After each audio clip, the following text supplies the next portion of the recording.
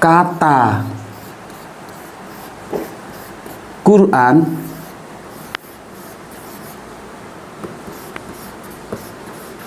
ya iku tilah Isa, inilah jalan yang lurus. Dan sungguh dia Isa benar-benar menjadi pertanda akan datangnya hari kiamat. Karena itu janganlah kamu ragu-ragu tentang kiamat itu, dan ikutilah aku. Inilah jalan yang lurus.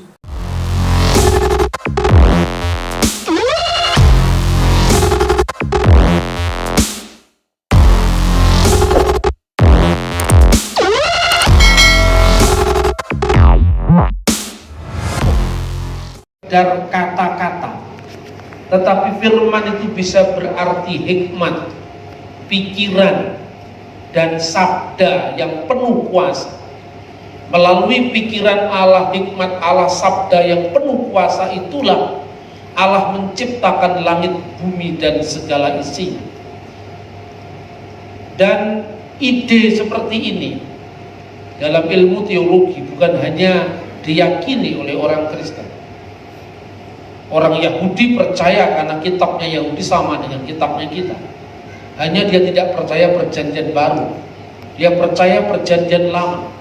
Jelas dalam kitab perjanjian lama, misalnya di dalam kitab Mazmur 33 ayat 6, oleh firman Tuhan langit dijadikan. Jadi langit ini dijadikan oleh firman Tuhan.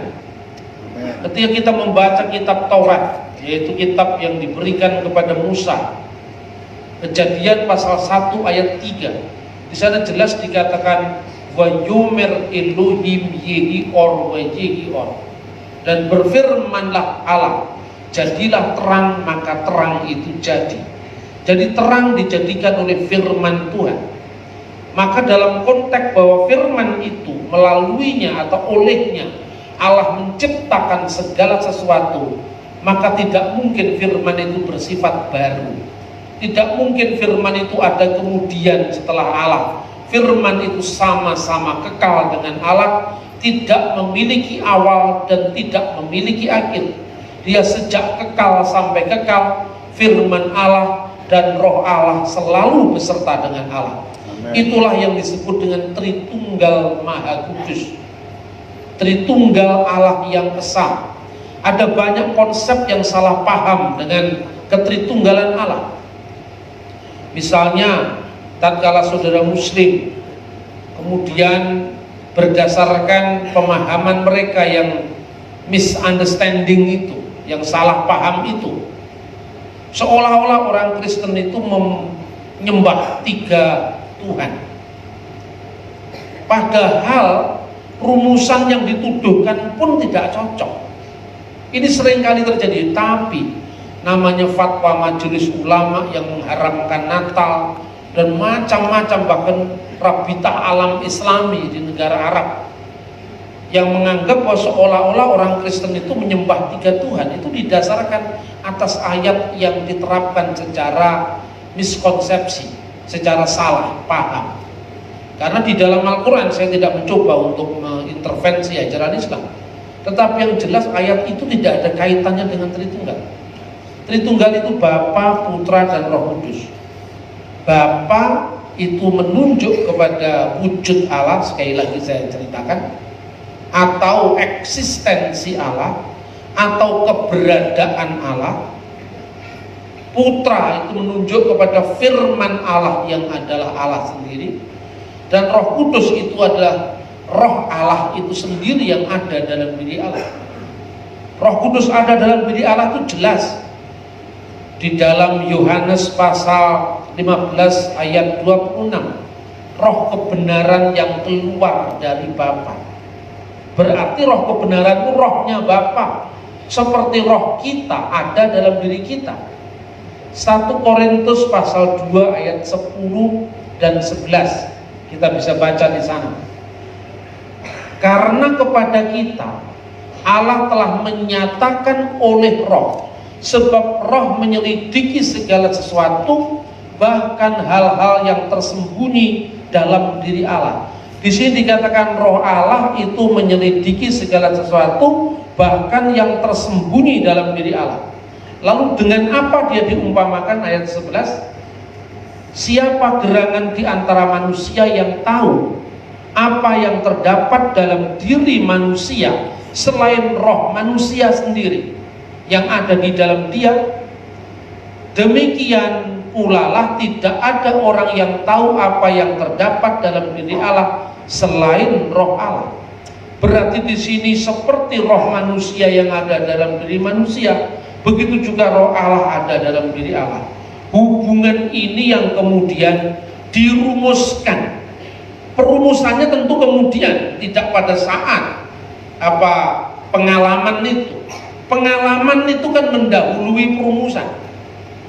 Maka ketika gereja dirongrong oleh ajaran sesat yang namanya Arianisme, Apolinaris, pada abad-abad kemudian tahun 325 diselenggarakan Muktamar Agung atau konsili gereja-gereja di seluruh dunia. Waktu itu gereja belum mengalami perpecahan. Yang pertama di kota Nikea. Di kota Nikea itu yang sekarang di Turki namanya Iznik, tahun 325. Bukan tahun 325 Yesus baru jadi Tuhan. Ini pengawuran itu kan banyak sekali. Orang anehnya langsung percaya tanpa membuka sumber sejarah. Langsung ketika muncul ajaran sesat lagi namanya Apolinaris yang menyangkal Roh Kudus, maka di situ ditambahkan diktum rumusan tentang Roh Kudus. Bukan berarti Roh Kudus baru ditetapkan tahun 381, tidak. Iman itu mendahului rumusan. Saya berikan contoh saya. Setiap agama itu kan punya teologi, punya rumusan iman kan? Pengakuan iman, syahadat, sema, itu kan artinya merumuskan imannya. Lah rumusan ini kan muncul dari zaman kemudian, tapi imannya sudah ada dulu, baru ada rumusannya, kan gitu kan.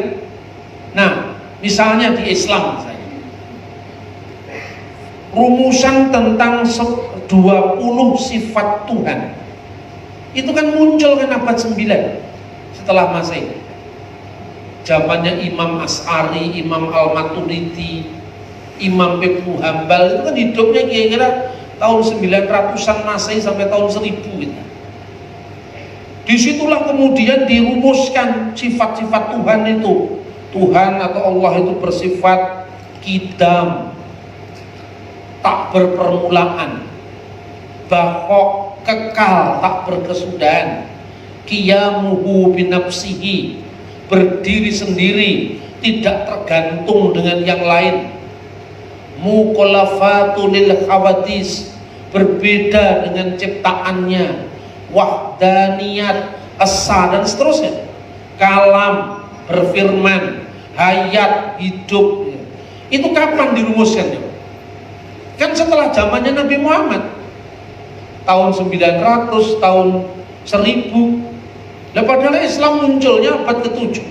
Nabi Muhammad lahir tahun 571, meninggal 632. Kenapa rumusannya kok baru tahun 900? Ini kan mirip, Alkitabnya sudah ada, imannya sudah ada, dari Yesus, murid-muridnya yang 12, murid-muridnya yang 70, murid dari muridnya Rasul itu terus menerus sampai munculnya ajaran sesat. Gereja membutuhkan panduan, umat membutuhkan kanon al-iman, membutuhkan syahadat, baru dirumuskan gitu. Lah bedanya apa?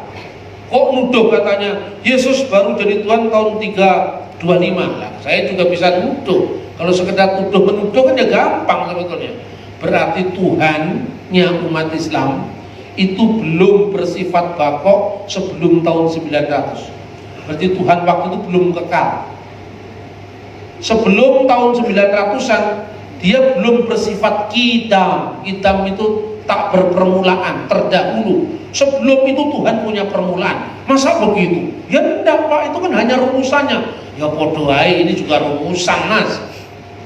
Kalau kamu tidak mau mengkritisi orang lain, tidak mau dikritisi orang lain, jangan nuduh-nuduh pada orang gitu. Kalau dikatakan Yesus baru jadi Tuhan tahun 325, saya bisa mengatakan Allah baru tak permulaan tahun 900. Sebelum itu Allah berpermulaan. Lah kenapa? Lah rumusannya baru tahun 900 kok. Sampai dinyanyikan, dipujikan di masjid-masjid. Mukhalafatul khawatisi qiyamuhu binafsihi. Ya kan? Itu kan baru rumusannya. Bukan berarti Tuhan tidak bersifat kekal. Bung Karno nggak puas dengan rumusan itu. Maka dalam bukunya mengatakan Tuhan sifatnya tidak hanya 20. Kalau Tuhan sifatnya 20 itu limitless. Tuhan itu terbatas. Padahal Tuhan itu maha dan maha. Bung Karno lebih puas dengan rumusan Bhagavad Gita ketimbang dengan Al-Quran. Ayo sekarang, artinya apa ini? Artinya teologi, rumusan iman itu hadir setelah imannya ada. Begitu juga kalau kita membaca kitab suci, tidak usah lagi kita persoalkan rancang bangun kitab suci yang mengatakan di mana Yesus itu disebut Allah, seperti katanya Zakir Naik. Di mana Yesus mengatakan di dalam Alkitab, akulah Allah, sembahlah aku. Nah kalau pertanyaannya gitu kan mudah, secara logika saya balik. Di mana Yesus berkata dalam Alkitab, aku bukan Allah, jangan sembah aku. Ya sama-sama tidak adanya. Tapi kan rumusan itu kan tidak harus berarti statement. Rumusan itu bisa berarti apa? Kisah. Bisa berarti apa? Narasi. Contohnya, ketika Yesus bertemu dengan Thomas yang tidak percaya, Yesus yang bangkit itu menunjukkan bukti kebangkitannya dengan menunjukkan tangannya yang bekas paku. Lalu Thomas menyembah dia dan mengatakan, Ho kuriosmo ke ho theosmo, Tuhanku dan Allahku. Apakah Yesus menolak disebut Tuhan dan disebut Allah? Tidak, dia menerima penyembahan Thomas. Padahal dalam kitab Wahyu malaikat menolak penyembahan, tapi Yesus menerima penyembahan Thomas. Artinya Yesus itu memang Tuhan, Yesus itu memang Allah. Pertanyaan kemudian, apa maknanya Allah, apa maknanya Tuhan? Allah itu dalam bahasa Yunani theos. Kadang-kadang diberi kata sandang ho theos, sang sembahan, sang ilah, al-ilah. Maka dari al-ilah disingkat jadi kata Allah, seperti kata al-unas disingkat jadi an-nas. Maka tidak usah dipersoalkan, Allah itu bukan nama diri. Dalam pandangan Kristen, Allah itu adalah nama jenis yang khusus. Misalnya manusia siapa saja. Kalau sang manusia misalnya Yesus, kan itu kan. Ini artinya apa? Di dalam bahasa Semitik, khususnya bahasa Arab, kalau bicara tentang Allah, itu ada yang namanya ismu jinsi dan ismu saksi. Ismu saksi itu artinya nama diri. Kalau ismu saksi nama diri, ismul jinsi itu nama jenis. Lah nama diri itu kan tidak bisa berubah.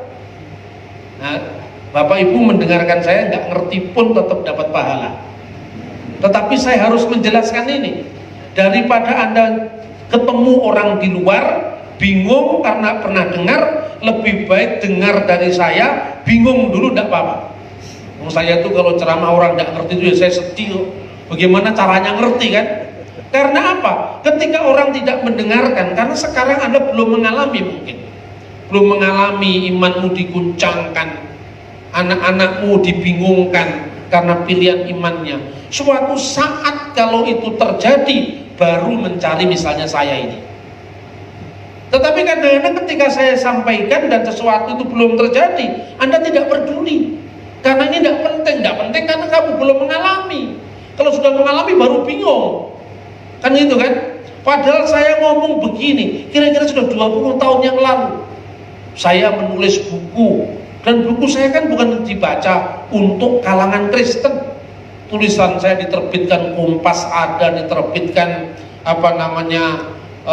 ICRP yang diketuai Pak Juan Effendi waktu itu almarhum, mantan Menteri Sekretaris Negara. Tulisan saya diberi kata pengantar Presiden Republik Indonesia. Religi dan Religiusitas Bung Karno. Buku saya diberi kata pengantar ketua umum atau ketua PBNO, pengurus besar Nahdlatul Ulama, Profesor Said Agil Jerat. Jadi saya ngomong begini bukan hanya kesaksian gereja ke gereja, kayak sering kali orang kan seneng toh kalau ada kesaksian orang Islam masuk Kristen, tapi ilmunya nggak ada. Atau sebaliknya seneng kalau ada orang Kristen masuk Islam, kemudian ditangkap di mana-mana, ilmunya juga tidak ada. Makanya jangan hanya senang mendengarkan kesaksian, belajar sendiri dari Alkitab, belajar sendiri dari firman Tuhan, belajar dari ilmu pengetahuan, supaya kita tidak gampang kagetan, gampang gumunan, dan gampang goblok gitu. Saya kadang-kadang memang sedih melihat fenomena ini. Sebetulnya ketika saya menjelaskan Trinitas, keindahan Yesus, itu bosen juga. 20 tahun saya ngomongnya itu terus. Tapi kan generasi ini berganti. Ketika saya tidak jelaskan, susah tiba-tiba iman Kristen tidak masuk akal. Yesus itu bukan Tuhan, Yesus itu bukan Allah. Lah bingung mana. Karena apa? Selama ini memang kamu tidak ngerti. Dan orang kalau sudah mendapatkan pangkat pendeta atau pangkat evangelis atau pangkat apalagi STH sering tidak hadir atau MTH melulu tidak hadir, dan Anda hanya ngerti yang Anda tulis di skripsi dan Anda hanya paham apa yang tulis di tesis, suatu saat kemudian Anda meninggalkan gereja, wah ini mantan gembala, gelarnya STH sering tidak hadir, gumun kabeh, kok ya bisa ya. Terus komentar orang, kenapa? Bagaimana mungkin dia yang adalah pemimpin jemaat, dia meninggalkan Kristus? Lah karena pemimpin bodoh, makanya meninggalkan Yesus itu. Orang pinter tidak mungkin meninggalkan Yesus. Amin. Bukan hanya orang saleh, orang pinter tidak mungkin meninggalkan Yesus. Amin. Selama ini kan dia mengatakan tuh, orang saleh, saleh yang jual sate juga banyak. Bukan sekedar saleh tapi juga cerdas. Karena mengasihi Tuhan itu tidak hanya dengan segenap hati, penghayatan, rasa, afeksi, tetapi juga dengan segenap akal budi. Itulah yang ada dalam firman sebelumnya yang kita baca di teks ini. Yesus menegaskan hukum yang paling utama dalam ayat 29. Dengarkanlah wahai Israel, Tuhan Allah kita, Tuhan itu esa. Itulah yang disebut divine Godhead, keilahian. Artinya apa? Tidak ada sembahan, tidak ada yang wajib disembah, tidak ada yang layak disembah kecuali Allah yang satu. Nah, Allah yang satu itu selesai sudah, Allah itu satu. Kalau sekedar mengatakan Allah itu satu, Allah itu satu, itu bukan prestasi, itu baru statement loh. Di mana prestasinya mengatakan Allah satu? Di Alkitab juga ada itu. Rasul Yakobus mengatakan, kamu percaya Allah itu hanya satu, itu baik, tapi setan-setan pun percaya itu dan gemetar karenanya. Jadi kalau sudah mengatakan Allah itu satu, Allah itu satu, Elohim Echad, Allahu Ahad, Allah itu satu, sejatine ora ana pangeran kang sinembah kejaba saka Gusti Allah, setan yo roh Kang. Setan juga tahu, demit-demit itu tahu kalau Allah itu satu. Tapi Allah yang satu itu bagaimana misteri dijelaskannya. Sebab kalau sekedar mengatakan Allah itu satu sebelum zaman Islam, nggak aja ngomong Islam, agama Hindu yang dituduh-tuduh kafir itu sudah mengatakan Allah itu satu. Ekam sat fripah bahuda wadanti, dia yang satu disebut dengan berbagai macam nama. Itu kira-kira 2000 tahun sebelum Masehi.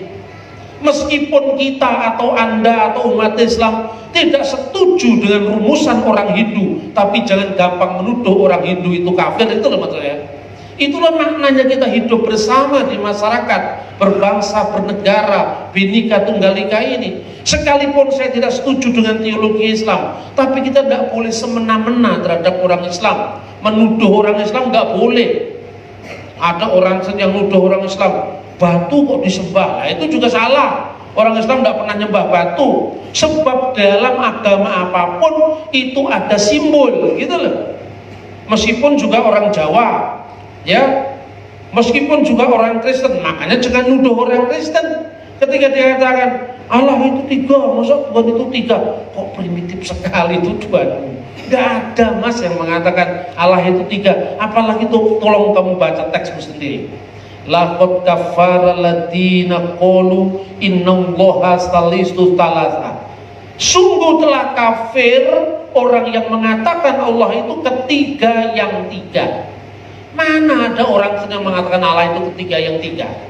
Sering saya buat guyonan 20 tahun yang lalu. Ada nggak orang yang nyanyi ketiga dari yang tiga? Nggak ada.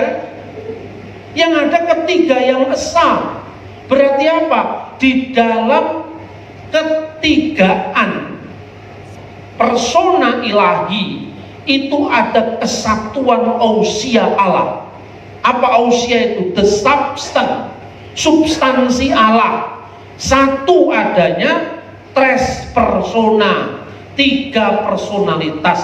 Tapi personalitas itu jangan dipahami personalitas Matius, personalitas Markus, personalitas Barnabas. Ini tiga orang ini. Kalau satunya Tuhan itu disamakan dengan hakikat keilahian, saya manusia, Pak Yusuf Roni manusia. Misalnya lagi, Pak Arifin manusia. Hakikat kemanusiaan Pak Yusuf Roni adalah kemanusiaan. Hakikat saya kemanusiaan saya. Hakikat Pak Arifin kemanusiaan Pak Arifin. Kan gitu kan? Berarti ada satu hakikat, berarti satu hakikat kemanusiaan. Tetap tiga yang terpisah. Padahal Tritunggal bukan itu maksudnya. Itulah yang disebut oleh para bapak gereja dulu. Makanya belajar sejarah juga, yang mengatakan una substantia tres persona. Satu substansi, satu wujud di dalam tiga personalitas. Antara personalitas yang satu atau pribadi yang satu, ini pribadi ilahi, bukan pribadi manusia yang terpisah satu sama lain. Itu diskresi non separati, bisa dibedakan, tidak bisa dipisahkan.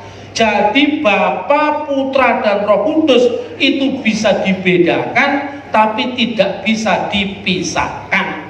Karena apa? Wujudnya Bapa, di dalam wujud Sang Bapa yang satu itu ada firman-Nya yang kekal, ada Roh-Nya yang kekal. Roh ini sama kekalnya dengan yang punya roh. Firman ini sama kekalnya dengan yang punya firman. Gitu loh. Dan sebetulnya kalau kita mau lacak lebih lanjut, Islam pun juga percaya itu, sekalipun rumusannya beda. Masa tidak ada Pak? Kamu cuma baca kalimat syahadat, kamu tidak pernah baca sejarah ilmu kalam. Coba, bagaimana hubungan antara Allah dengan sifat-sifatnya? Apa kata Al-Maturidi tentang hal ini? Baca di kitabnya As-sifatul laisatil dat walahiyya ghairuha. Sifat-sifat itu termasuk firman misalnya, tidak sama dengan substansi Allah. Tidak sama berarti apa? Beda. Tapi juga tidak beda dengannya. Tidak beda artinya apa? Sama apa ya, nggak rumit juga ini. Tidak sama tapi juga tidak beda. Tidak sama artinya berbeda. Tidak beda artinya sama. Ya toh? Ayo bingung apa enggak? Bingung juga, cuma nggak pernah diajarkan secara umum kepada umatnya. Kalau Kristen kan diajarkan, makanya bingung karena diajarkan. Kalau nggak diajarkan, pokoknya Bapa, Putra dan Roh Kudus. Pokoknya Yesus Tuhan. Tanya, ojo kakean takon dosa. Kalau gitu ya Kristen juga bisa lolos. Tapi lebih baik kita belajar, lebih baik bingung daripada dibingungkan orang. Lebih baik bingung sendiri di gereja ini, keluar dari gereja tuntas, daripada Anda tidak pernah bingung dan baru bingung oleh orang lain. Saya susah, sudah satu pihak, keutuhan bangsa ini harus dijaga. Di satu pihak, Bhinneka Tunggal Ika ini rajutan yang harus kita pelihara. Sebab apa? Kalau Indonesia ini pecah, korbannya juga terutama kita-kita juga. yang minoritas, kalau nggak matanya sipit, yang kalungannya salib itu mesti jadi makanan duluan itu. Maka kita harus menjaga keutuhan bangsa ini. Tetapi secara manusia kita ini gregeten juga. Makanya supaya Anda tidak gampang emosi, sering guyon-guyon. Ditanya, Pak, ketiga dari yang tiga. Saya ngomong ketiga dari yang tiga ya soal Thomas. Tidak ada itu ketiga dari yang tiga itu. Berarti Al-Quran ini benar, Pak? Benar, cuman salah alamat itu. Itu bukan untuk saya itu. Lah kok bisa bukan untuk Kristen, Pak? Kamu baca itu ayat yang lain itu.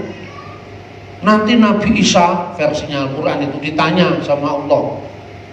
Idzqallallahu ya Isa.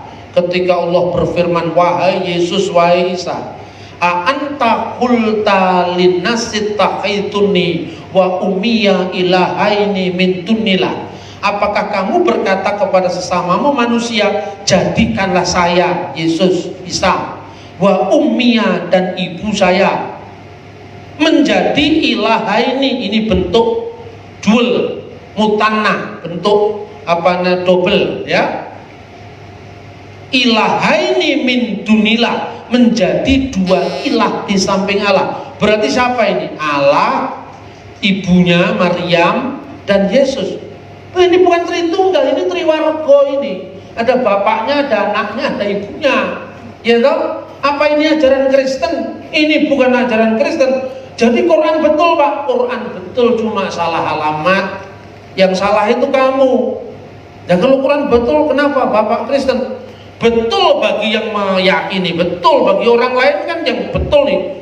Beda bagi orang Hindu, kita yang Injil gitu. Tapi yang begini nggak usah dibenturkan, mundak negorone pecah. Tapi yang imanmu itu saja diperdalam. Iman kita Alkitab ini diperdalam, wis ora usah nyinggung kitab-kitab wong liya gitu loh. Tapi kalau saya menyinggung begini, tujuan saya untuk apa? Saya hanya mengatakan karena ini tuduhan, dan tuduhan itu harus dijawab. Karena kalau nggak dijawab dia nggak bener kan itu kan. Wah, Tuhanmu telu, Mas. Apa sih ngomong telu gitu sopo? Tuhan itu satu. Jauh sebelum Islam mengenal kulhu Allahu ahad, di Kristen sudah ada Shema Yisrael Adonai Elohenu Adonai Ehad. Kata Ehad bahasa Ibrani itu mirip dengan Ahad bahasa Arab. Elohim bahasa Ibrani mirip dengan ilah, al-ilah, Allah, Allahumma dalam bahasa Arab. Makanya bahasa Arab kata Allah itu maknanya lebih sempit dari kata Elohim. Jadi tidak berarti kalau sudah sama semua dipukul rata, tidak. Dalam hal apa lebih sempit daripada kata Elohim? Karena Elohim itu bisa berarti jamak keagungan. Ya, misalnya Bereshit bara Elohim, pada mulanya Allah menciptakan. Ini jamak keagungan imnya di sini karena kata kerjanya bara itu artinya tunggal. Tapi di teks lain Elohim bisa berarti ilah-ilah lain, sembahan-sembahan lain. Kalau misalnya tercatat di dalam 10 perintah Tuhan, lo yihye leha Elohim akherim alpanai, jangan ada padamu ilah-ilah lain, Elohim-Elohim lain di hadapan hadiratku. Di dalam Alkitab bahasa Yunani diterjemahkan theoi uteroi, ilah-ilah yang lain, lebih lengkap. Tapi begitu kata im dalam konteks jamak kebesaran dikaitkan dengan kata milik, Elohenu, imnya hilang gitu loh. Jadi jangan sekedar kalau belajar Alkitab itu, kalau bahasa Inggris God, kalau bahasa Ibrani Elohim, kalau bahasa Arab Allah. Loh, Allah itu kan selalu tunggal. Ya karena ada jamaknya, alihatun. Karena al pada kata Allah itu kata sandang, maka kata al bisa hilang. Nih Bapak dengerin aja, nggak ngerti nggak apa-apa, tetap bisa masuk surga. Amin. Tapi daripada Anda mendengar dari orang lain dan salah, lebih baik saya jelaskan istilahnya apa. Kalau bayi itu dicekok-cekokkan itu harus ngerti. Karena kalau kamu tidak ngerti sekarang, kamu bisa salah paham di lain waktu. Saya sering kali satu khotbah gereja tertentu 10 tahun yang lalu, baik-baik saja, mereka juga ngerti, baik-baik saja. Saya karena nggak ditanya, saya nggak ngomong, karena itu bukan kebutuhan. 10 tahun kemudian gereja itu jadi aneh-aneh ajarannya. Karena apa?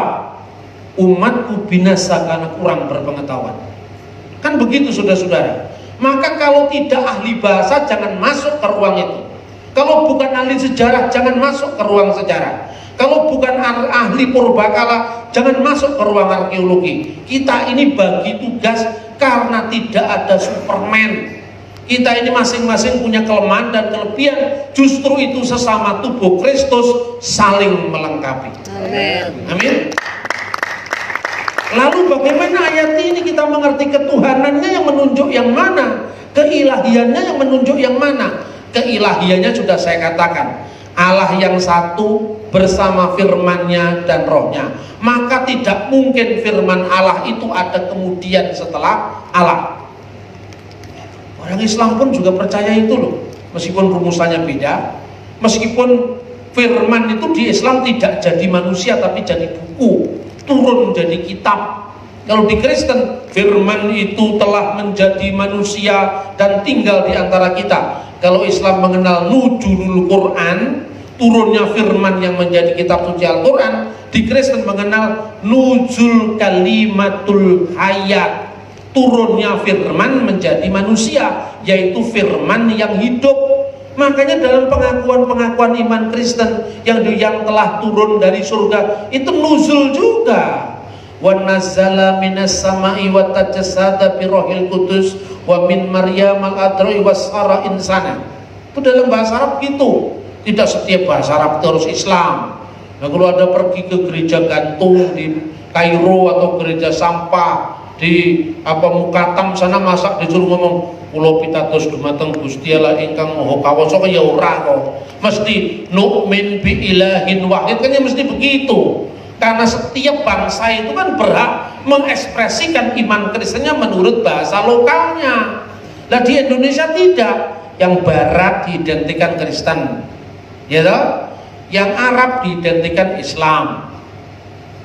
Yang seperti ini yang membuat kita ini semakin fanatik dan semakin apa? Semakin tidak tersentuh dengan yang lain. Karena kita semakin eksklusif. Maka ketika ditanya tentang anak Allah, bingung. Kenapa bingung? Anak Allah itu ciptaan gereja Kristen. Wah, ini tuduhan-tuduhan. Apalagi sekarang dunia medsos seperti ini. Tidak ada istilah anak Allah itu di dalam kitab Taurat. Lah gue tahu maca Taurat apa ora? Tidak pernah baca.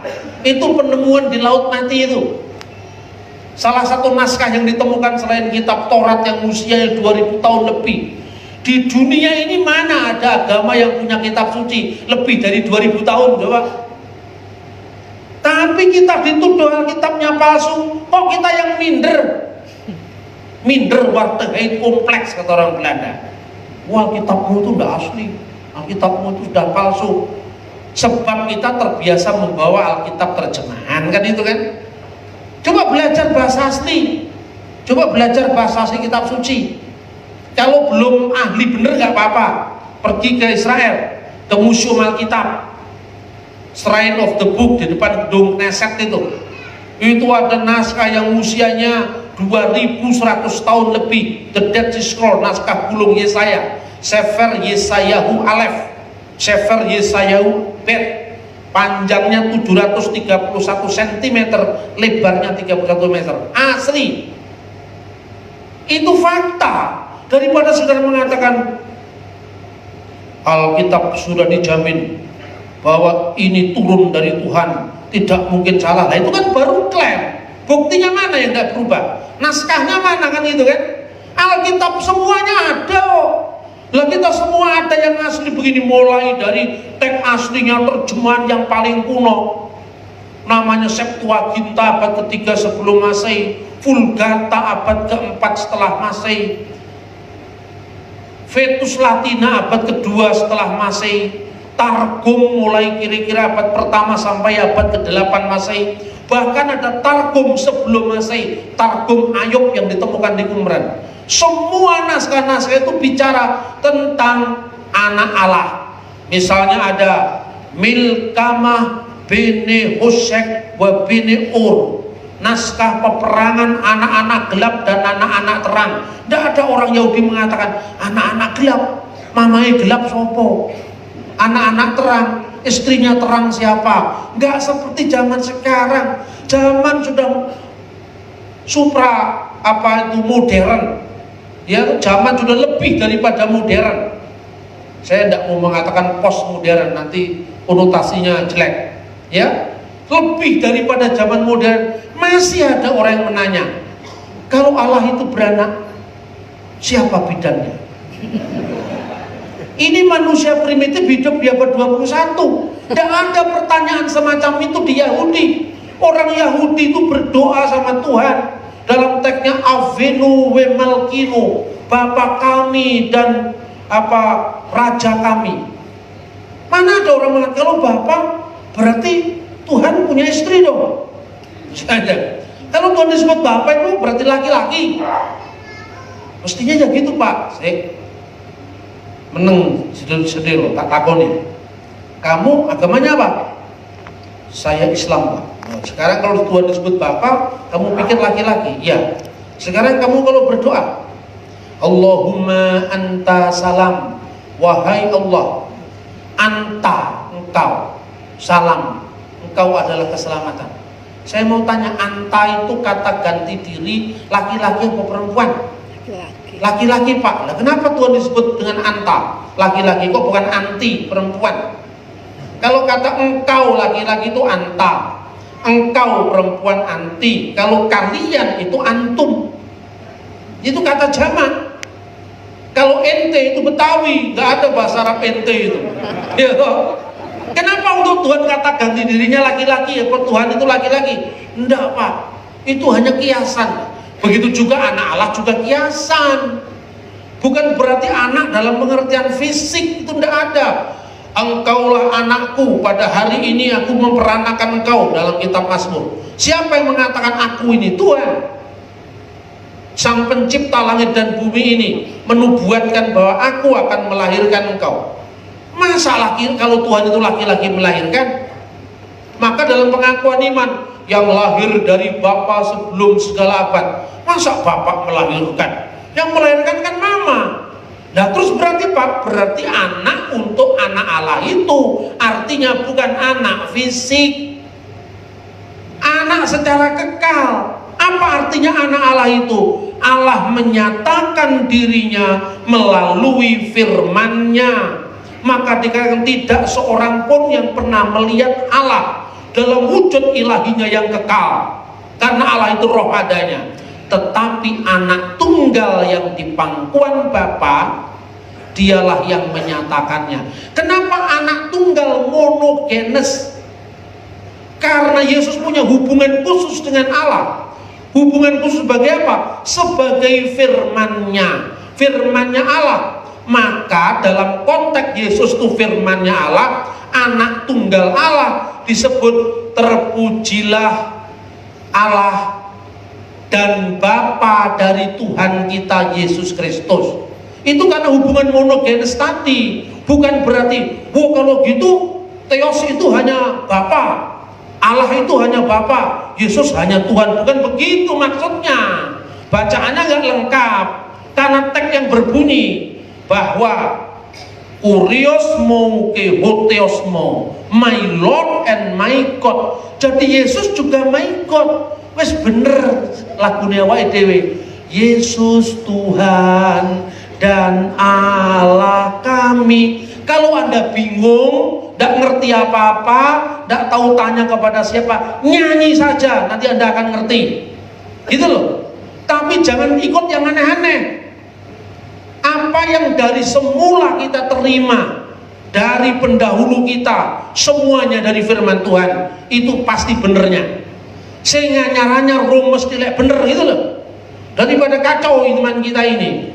Lalu Yesus disebut sebagai firman Allah, itu artinya dia keluar dari Allah untuk menyatakan siapa Allah. Pernyataan diri khusus inilah yang disebut monogenes theos, anak tunggal Allah. Makanya Allah itu disebut Bapa dari Tuhan kita Yesus Kristus, tetapi juga Bapa kita semua.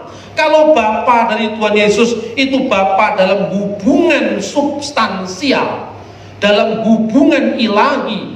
Tetapi Bapa dengan kita itu hubungan adoptif, hubungan pengangkatan. Karena kasih Tuhan kepada kita, kita yang dulos, kita yang hamba, dijadikan menjadi anak, diangkat dalam harkat keilahian. Maka barang siapa yang percaya kepada namanya, artinya nama anak tunggal Allah, dia akan disebut anak-anak Allah. Bukan anak yang lahir dari darah, bukan dari daging, bukan keinginan seorang laki-laki kata Alkitab, tetapi dari Allah. Ingat, Yesus disebut anak khusus monogenes, makanya Bapa disebut Bapa dari Tuhan kita Yesus Kristus.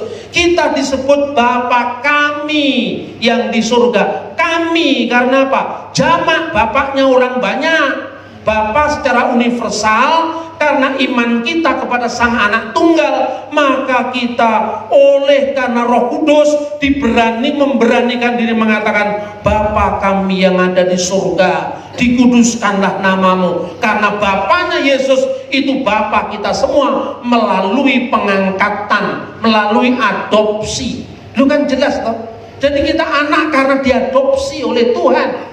Tetapi keanaan Yesus itu keanaan yang kekal, monogenes theos. Karena apa? Enarki in holokos, ke holokos in prostonteon, ke theos in holokos. Pada mulanya adalah logos, firman, dan firman itu bersama-sama dengan Allah, dan firman itu Allah. Kata yang kedua, ke theos and in holokos, dan firman itu Allah, itu tanpa kata sandang. Bukan berarti Yesus lebih rendah dari Bapaknya, tidak. Karena wujud Allah itu hanya satu, yaitu Bapa, yang dalam diri Bapa ada firman-Nya dan ada Roh-Nya. Aku keluar dari Allah, ya, ketika Allah menyatakan diri, tapi tidak berarti Yesus cepot dari Gusti Allah. Karena dalam alam roh nggak ada copot-copotan, itu nggak ada. Kita tidak terpisah oleh ruang dan waktu, karena segenap ruang dan waktu ini di bawah Allah. Gitu loh cara mikirnya. Maka Allah itu beyond times and space. Allah itu beyond gender, ora lanang, ora wadon, ora banci. Tuhan itu di atas segala-galanya. Amin. Amin. Nah, yang kedua dan terakhir, ketika firman menjadi manusia, jenis kelaminnya laki-laki. Jadi kelaki-lakian Yesus itu bukan kekal. Itu ketika menjadi manusia, anak laki-laki yang dilahirkan Maria itu akan disebut Yesus. Jadi yang laki-laki itu ketika menjadi manusia itu loh. Makanya banyak orang itu mengaburkan itu. Di dalam nama Bapa dan Putra dan Roh Kudus. Diterjemahkan di dalam nama Allah Bapa, anak laki-laki, dan Yesus Kristus. Kelaki-lakian di sini kemanusiaannya, bukan alam ilahi, bukan keilahiannya laki-laki. Firman itu kan bukan laki-laki, bukan perempuan, ya toh? Ya. Masih ditambahi lagi, yaitu Tuhan Yesus Kristus. Salah itu. Tuhan Yesus Kristus itu kemanusiaannya. Bapa bukan Tuhan Yesus Kristus. Roh Kudus bukan Tuhan Yesus Kristus. Karena Roh Kudus rohnya Allah yang kekal. Gitu loh. Ini memerlukan season tersendiri. Tapi artinya saya sudah menjelaskan, Yesus sebagai Allah itu menunjuk kepada Yesus sebagai firman Allah. Kemudian ketika turun menjadi manusia, Allah sangat meninggikan dia, mengaruniakan nama di atas segala nama, supaya yang ada di bumi, yang di atas bumi, yang di bawah bumi. Ini Filipi pasal 2 mulai ayat 6 sampai nanti ayat 11, mengaku Yesus Kristus adalah Tuhan bagi kemuliaan Allah Sang Bapa. Berarti siapa yang mengangkat Yesus jadi Tuhan? Sang Bapa. Di mana ayat yang lain yang lebih jelas? Kisah Rasul pasal 2 ayat 36.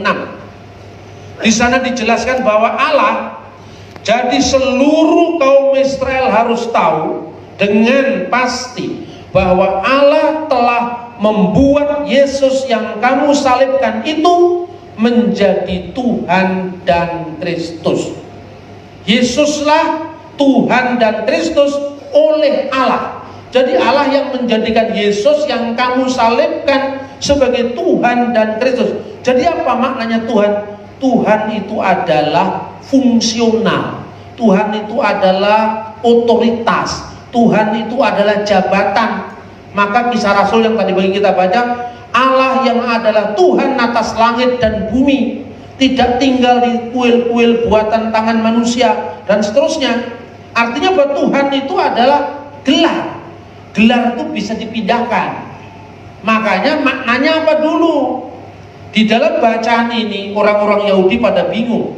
Bagaimana mungkin para ahli Taurat menyebut dia sebagai anak Daud, sedangkan Daud sendiri menyebut dia tuannya. Kata tuan dan Tuhan di sini dalam bahasa Ibrani sama, Adonai. Maka yang dikutip oleh Injil Markus ini sebetulnya adalah kutipan dari Mazmur 110 ayat 1. Tuhan telah berfirman kepada tuanku, duduklah di sebelah kananku. Ini dalam bahasa asli Neum Hashem Ladoni. Firman dari JHWH, tulisannya huruf besar semua. Tapi jangan dibaca Yahweh, itu bacaan kira-kira. Belum tentu benar bacaan itu. Itu yang baca orang Kristen di Eropa sana. Kalau orang Yahudi tidak pernah membaca Yahweh itu tidak pernah, nggak berani dia baca itu. Karena itu setiap orang Yahudi membuat kata JHWH, tergantung kasusnya bisa dibaca Jehovah, itu kode bacaan untuk Adonai. Kalau tanda bacanya Jehovi harus dibaca Elohim, ya.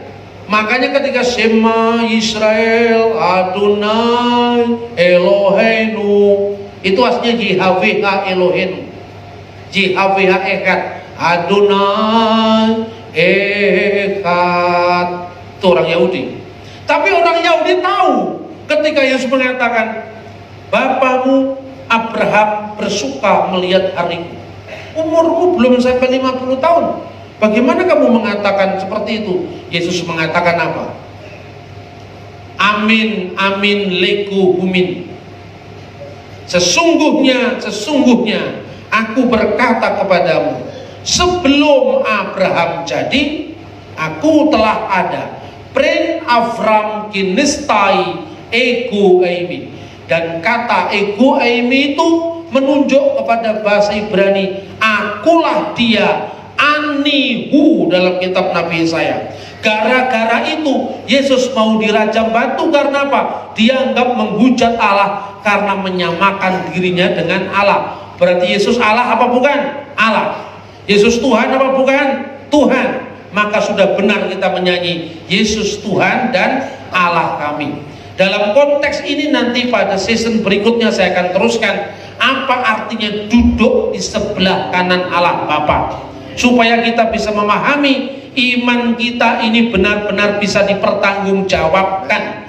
Bukan tidak masuk akal ketika kadang-kadang kita tidak mengerti, tapi tidak masuk di akalmu. Tapi masuk akal bukan berarti tidak masuk akal, tapi di atas akal. Bukan irasional, tapi transnasional. Kiranya firman Allah ini benar-benar menuntun kita pada kebenaran hidup yang sejati yang didapatkan melalui Yesus Kristus, Tuhan dan Juru Selamat. Berikan kemuliaan pada Tuhan kita Yesus Kristus. Bapa Surgawi, hamba